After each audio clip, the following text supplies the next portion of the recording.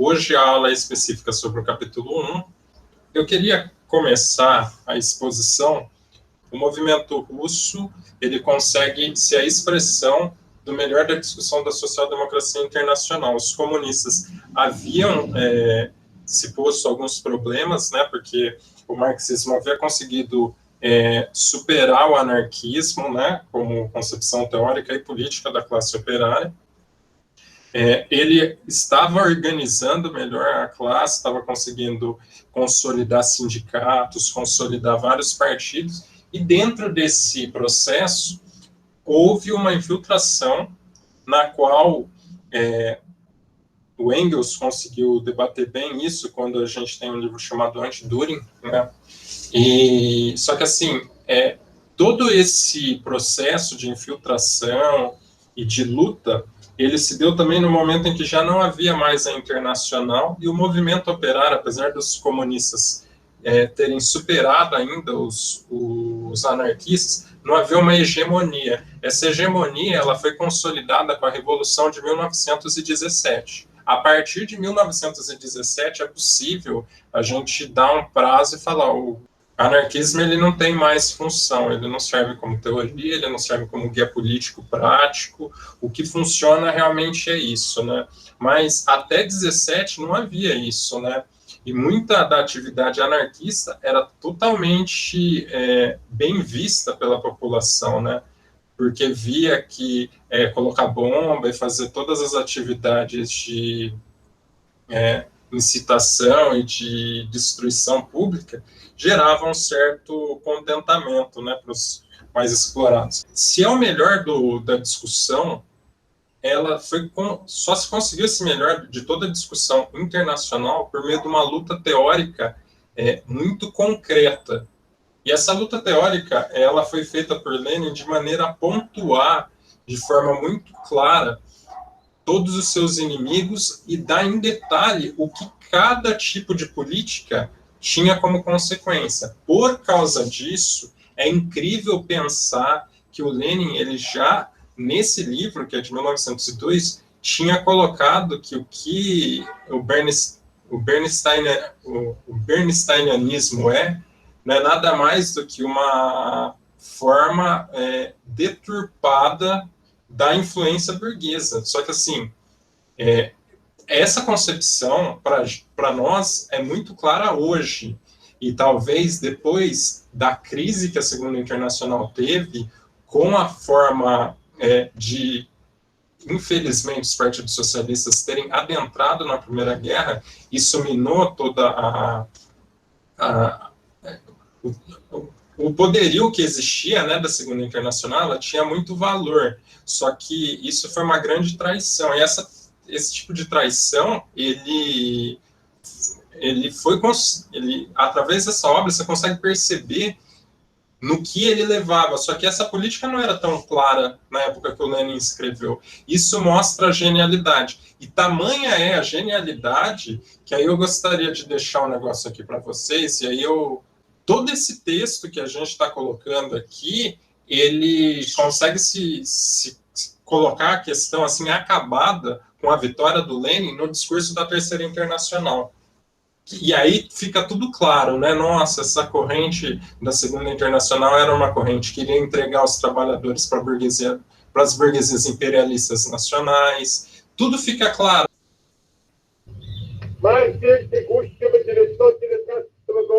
Москве состоялся международный съезд коммунистов.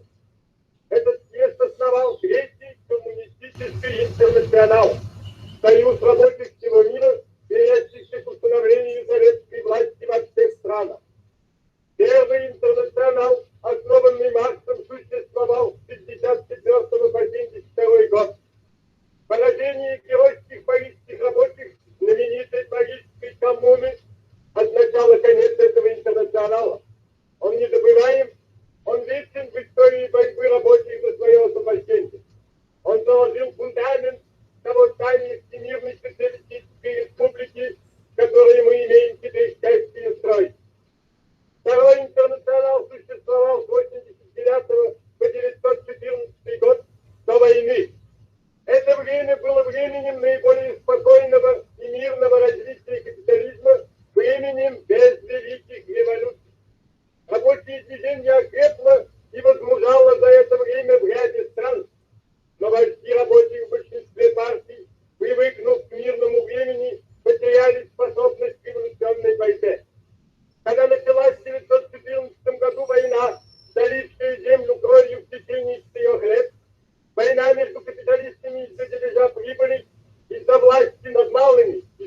народами эти социалисты перешли на сторону своих правительств. Они изменили работу. Они помогли затянуть войну. Они стали врагами социализма. Они перешли на сторону капиталистов.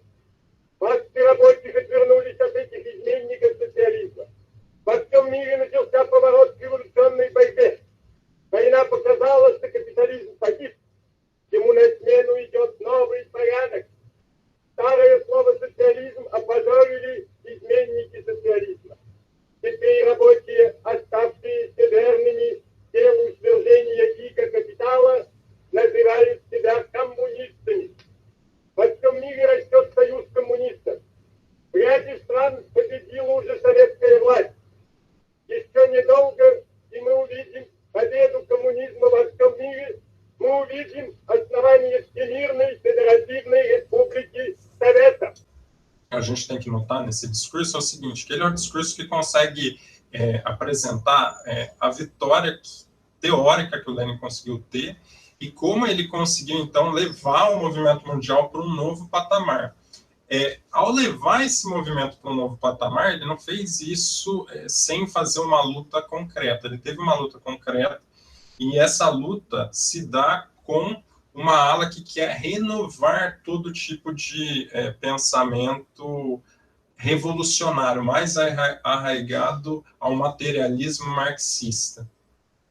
E o interessante é o seguinte, é que mesmo hoje, por mais que o Lenin tenha vencido essa discussão há mais de um século e tenha colocado os vários problemas que esse tipo de modismo acaba tendo para o marxismo, mas mesmo hoje o marxismo ele busca, né, com várias pessoas se autodenominando marxistas, se renovar, né? Então você começa a ver uma série de intentos para fazer com que o marxismo consiga adotar determinado padrão ou se mudar para outro padrão, coisas que são perigosas, né, para o marxismo, e não que não existam contribuições teóricas que elevem o marxismo, né, como a que o Lenin deu, existem várias contribuições, né, mas é problemático também, né, cair nesse modismo, né, nessas coisas sem conteúdo político. Esse primeiro capítulo, né, ele é dividido em 4 partes, o que significa a liberdade de crítica, os novos defensores da liberdade de crítica, a crítica na Rússia, Engels e a importância da luta teórica. Eu queria, antes de ir para cada ponto, né, eu vou passar o que é o dogmatismo, o que é a liberdade crítica, né, mas eu queria colocar umas considerações sobre o texto em si, que são essas 3 citações, né. Bom, uma delas é a seguinte, um dos jornais que ele critica, né, que é o Rabotie Vielo, ele não tem uma forma de lidar com os problemas, de se colocar de forma clara. Então, apesar dele ser bernsteinanista, ou seja, dele propor as reformas sociais ao invés da luta revolucionária, ele não deixa isso claro. E dentro da discussão política, por não deixar isso claro, é necessário que o Lenin leve até a última consequência os pensamentos que eles deixam meio que escondidos, né? Até numa parte do texto, o Lenin fala que eles não gostam da publicidade e acham ruim que a discussão se dê de maneira pública, né? Eles acham, até o Lenin coloca o seguinte, que essas coisas práticas, que é meio que a resposta que um amigo dele dá, né? Quando ele está fazendo esse debate, ele fala, o amigo dele fala o seguinte, né? Não, essas coisas práticas a gente deixa para outra hora. Essas coisas teóricas, aliás, a gente deixa para outra hora. Vamos para a parte prática. O que, no final das contas, né? O que, no final das contas, passa a ser uma forma de esconder, né? E o que é interessante é o seguinte, ó. A famosa liberdade de crítica não significa a substituição de uma teoria por outra, mas a liberdade com respeito a todo sistema coerente e refletido. Significa o ecletismo e a ausência de princípios. Olha que coisa interessante. O Lenin percebe que nessa disputa entre dogmatismo e liberdade de crítica, o que a liberdade de crítica quer não é o que o dogmatismo, entre aspas, pensa, que o dogmatismo é assim: vamos descobrir a teoria correta da atuação libertária da classe operária e vamos seguir por esse caminho. Por quê? Porque a gente não é um bando de pessoas que não tem nada na cabeça, não. A gente sabe que as leis políticas têm determinado funcionamento e que na sociedade, se a gente estiver guiado pelo marxismo, é melhor. Esse é o pensamento dogmático, ou seja, um pensamento que ele não propõe uma multiplicidade de coisas. Ele propõe um guia prático para você chegar a determinado fim, ou seja, para você chegar ao governo dos trabalhadores, né, chegar ao socialismo. A liberdade crítica ela não coloca isso, é o respeito. Não, vamos é algo muito pós-moderno, né? E vamos lá, né? Aqui eu coloquei das formas como as pessoas ainda veem essa discussão, dogmatismo, então eu coloquei uma fotinha aqui do Marx em preto e branco para mostrar que é algo velho, né? E aqui concepção materialista, né? Ou seja, uma concepção que ela busca na luta política concreta a solução dos problemas dos trabalhadores, né? Então é uma conciliação, é o caminho da luta ao caminho da conciliação, né? Como o próprio Lenin coloca. E é uma formação operária, né? E quem dá o nome de dogmatismo são os críticos, né? São esses que pedem a liberdade de crítica. Aí até coloquei, olha só, Marx que me perdoe, mas coloquei ele aqui em algo meio pós-moderno, né? E coloquei aqui, a concepção idealista, ela vem de uma formação universitária, é o reformismo mais puro, né? Que tem uma série de problemas aí, né? Nesse reformismo, mas o que ele deixa bem claro, né, o Lenin, é que toda essa discussão nacional, ela é nacional, mas ela tem uma consequência para o desenvolvimento mundial dos trabalhadores.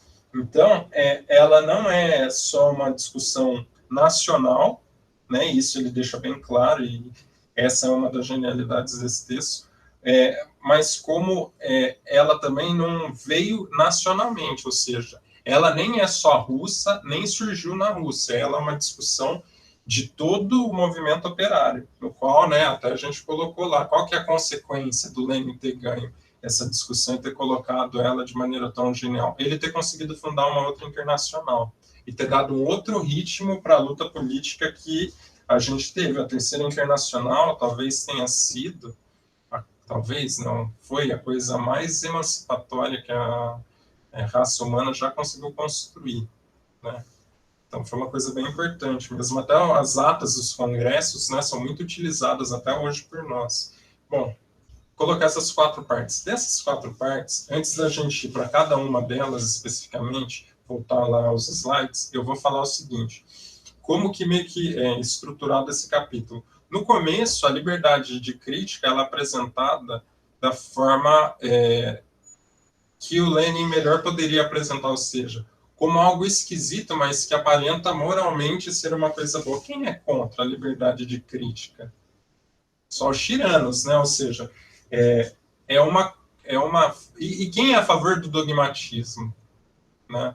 Porque vamos lá, o que hoje, por exemplo, se a gente fosse falar que o nível cultural da discussão política brasileira é tão baixo que é capaz de você chamar alguém de dogmático a pessoa te agradecer. Fala, nossa, você acha mesmo? E porque, por exemplo, a discussão que a gente tem hoje da vacina e tudo mais é uma discussão que tenta ser colocada desse nível, né? Algo novo contra algo dogmático, né?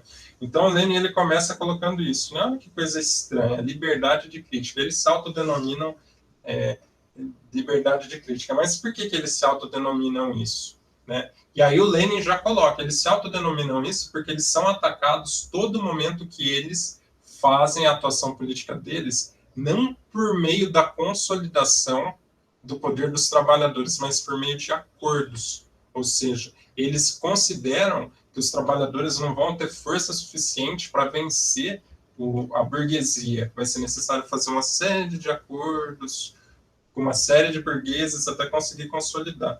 Então, o que significa a liberdade de crítica, ele faz esse apontamento muito bom.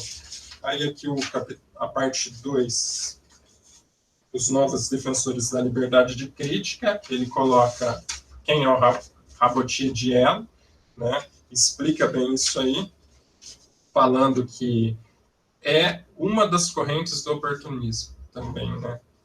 Eu não coloquei isso, mas enfim, uma das coisas que o Lenin coloca, né, do reformismo, né, é que o reformismo não é nada mais do que um oportunismo em si, né? Aí aqui a crítica na Rússia, essa parte é bem importante, ó. É uma parte importante que vocês tomem nota. A crítica na Rússia, ele explica como o marxismo se inseriu dentro da Rússia e como esse marxismo virou crítica.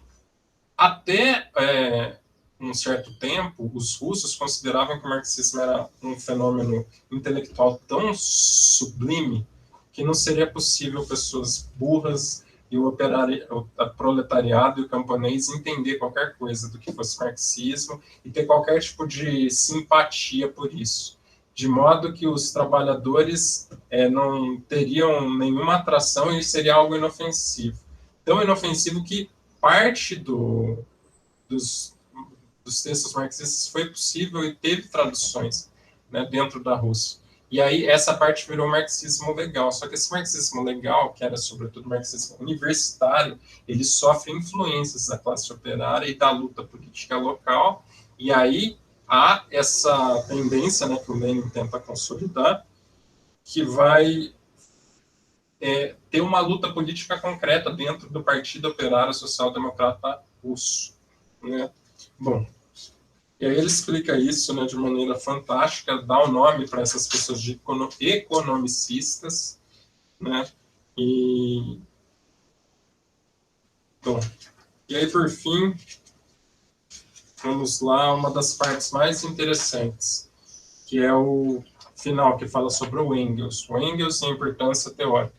A parte mais da hora desse livro, né, uma das que talvez você mais espere ler, é assim, sem teoria revolucionária, não há prática revolucionária.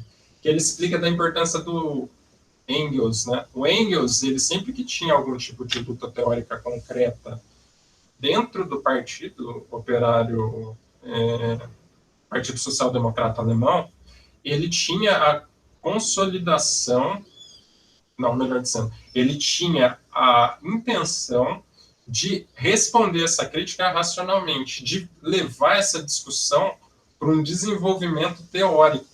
Até que falam o seguinte, que com Engels, né, nesse texto fala, o marxismo ele tinha um desenvolvimento econômico, político, e aí vai ter um desenvolvimento teórico, né, fundamental. E o que acaba colocando Lenin nesse ponto é que, na medida em que se abriu o marxismo para os russos, ele teve um rebaixamento teórico muito grande, e que era necessário lutar por essa nova forma de educar e ensinar o povo. Por isso é tão importante esse livro. Veja só, ele começa com essa mensagem, né? E aí, a última vez que eu vou apresentar para vocês, que é só para mostrar os pontos finais mesmo daquilo que eu tinha colocado.